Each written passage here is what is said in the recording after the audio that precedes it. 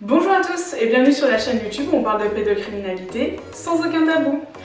Aujourd'hui, j'ai envie de vous dire que si vous aimez mon contenu, si vous aimez ce que je fais, si vous voulez m'encourager, n'hésitez pas à partager, à liker, à commenter et à vous abonner à la chaîne.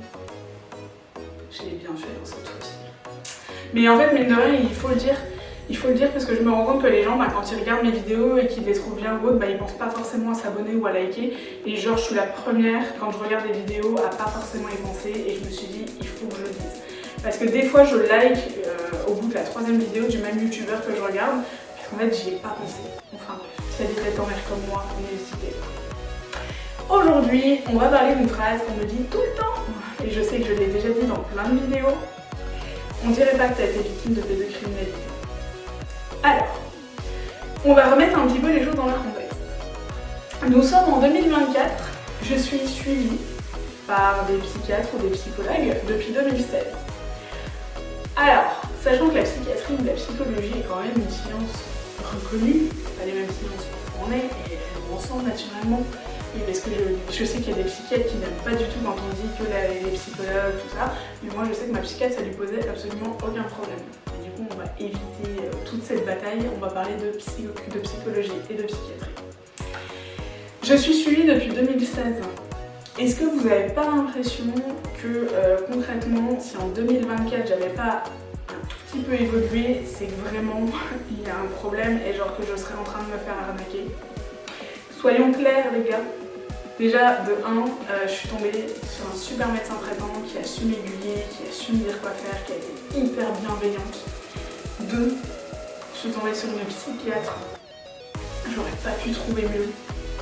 Quelqu'un qui clairement a su me dire les choses, a su me faire voir des choses et a su me faire évoluer sans rien me dire aussi. Ça c'est très important. Elle a su me faire réfléchir et elle a su m'amener là où il le fallait. J'ai énormément grandi avec elle et c'est vraiment...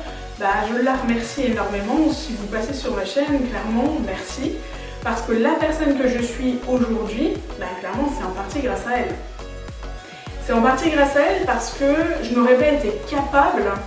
J'avais pas les clés, j'avais pas j'avais des besoins mais je n'avais pas les moyens de mettre en œuvre ce qu'il fallait pour répondre à mes besoins. Je n'avais pas les clés pour travailler sur moi-même, il me manquait énormément de choses. Et heureusement, en 2024 j'ai quand même évolué. Je dirais que le déclic a été au bout de 4 ans de thérapie. Pourtant, le premier déclic, et ça c'est hyper important à le comprendre, j'ai commencé à être suivie début 2016 et 6 mois plus tard je portais plainte. C'est-à-dire que 6 mois plus tard je me rendais compte que ce que j'avais vécu était absolument pas normal, que j'étais dans un environnement toxique et qu'il fallait que je casse cette chaîne toxique. À aucun moment ma psychiatre m'a dit allez porter plainte. Elle m'a juste dit quand je lui ai soumis ce besoin, si vous en avez besoin et que vous pensez que c'est la bonne décision pour vous, faites-le. Mais à aucun moment donné elle n'a influencé mes choix. Par contre, elle était en conseil.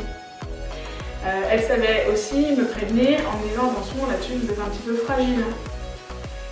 J'ai aussi également, en même temps que la psychiatre, travaillé avec des psychologues. J'ai aussi fait de l'hypnothérapie. J'ai fait énormément de choses qui font la personne que je suis aujourd'hui et qui font qu'en fait maintenant j'arrive à parler de mon passé sans aucun problème, qui font également que j'arrive à me sentir à l'aise en société, qui font que certains tocs ont quasiment disparu. Heureusement en fait qu'en 8 ans j'ai évolué et heureusement que ça se lit pas sur ma tête. Et en fait, vous allez être déçus, mais ça c'est sur la tête d'aucune victime.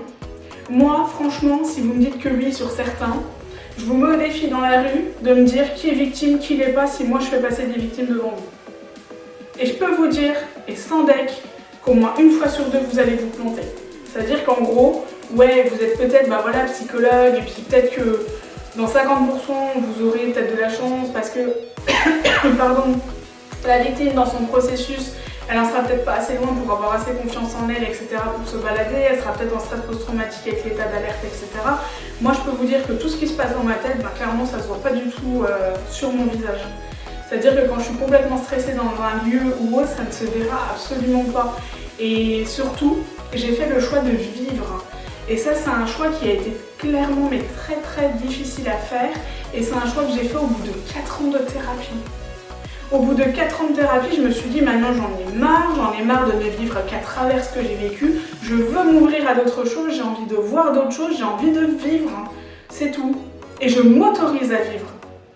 Et à tous ceux qui pensent que c'était une décision très facile, non, loin de là. C'est une décision très difficile parce que vous savez que vous allez devoir travailler sur vous-même, vous savez que vous avez un boulot mais de dingue à réaliser et que ça va être un combat de tous les jours. Donc si on me redit ce truc de ouais mais t'as choisi la facilité, non, absolument pas. Et d'ailleurs ceux qui choisissent de ne pas vivre, c'est pas la facilité non plus malheureusement. Ce que je veux dire par là, c'est que arrêtez de mettre les gens dans des cases.